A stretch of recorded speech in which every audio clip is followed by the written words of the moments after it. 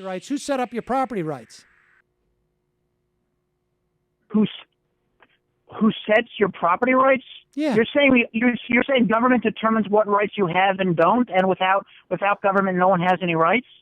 Well, I'm not saying that without government, nobody has any rights, but certainly it's government who enforces those rights and who helps structure society in such a way for those rights.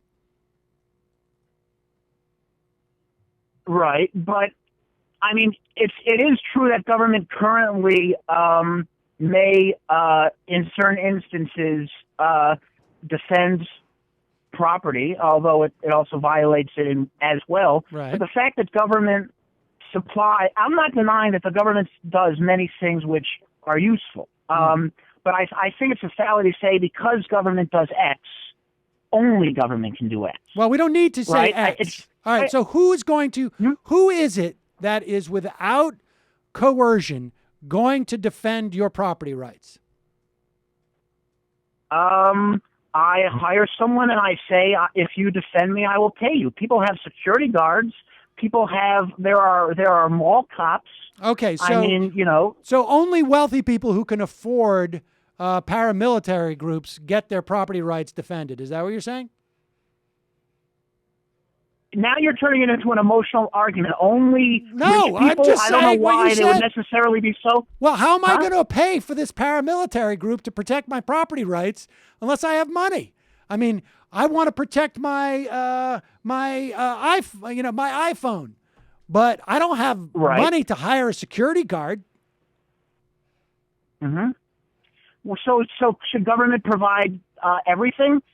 So should only rich people be able to afford paper? Should only rich people be able to afford a phone? Unless you're going to take that argument to its logical conclusion that the government can provide everything, if there's one thing you don't want the government to provide, I can use that same argument to you and say, oh, so only rich people should be able to afford whatever it is, that one service that should be left to the market? I'm not following what you're saying. You said to me, I said, who's going to protect your property rights? And you said, I can go out and hire somebody to protect my property rights.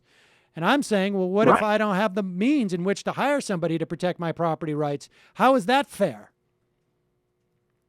Should we have a market in food production, or should answer my question? I'm answering it. I am. Should government control the market? You go to a supermarket and they sell food. Should government say we are going to control the food supply? We're not going to let the market make food. We're going to monopolize the food But I think industry. the government should regulate certain things about it. You see, you have to understand something, okay?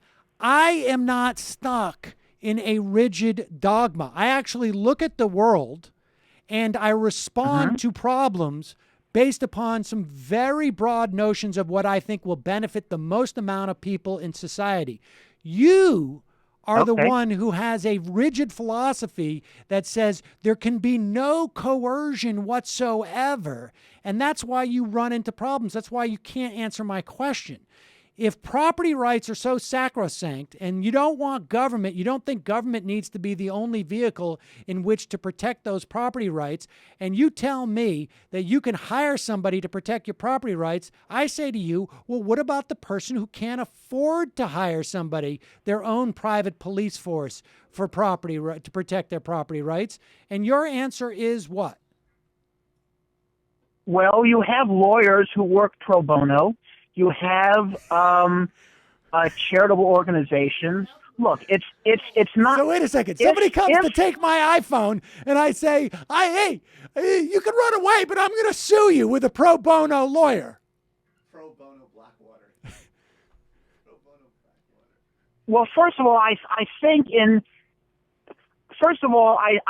I commit an aggression against you, let's say I steal your phone, right?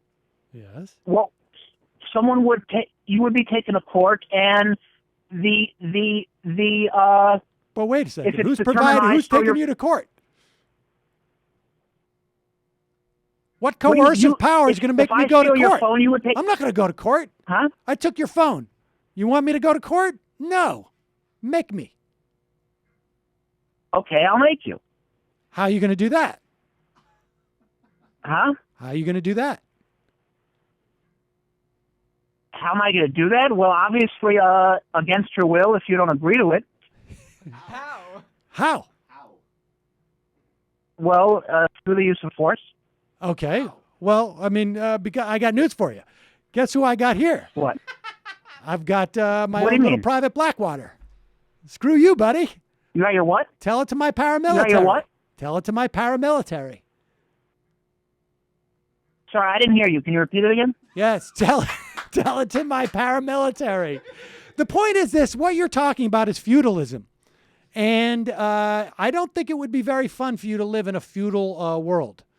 What you're promoting is feudalism. I get that you have some belief that we can live in a society where there would be no coercive power, but the reality is that you can't.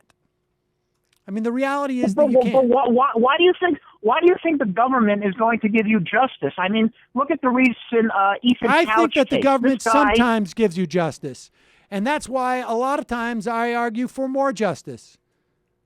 But guess what? There is no world where you're going to go and there's just going to be justice. That only exists. I don't even know if they do TV shows like that because it would be pretty boring. But the reality is that's a fantasy land. You're in La La Land.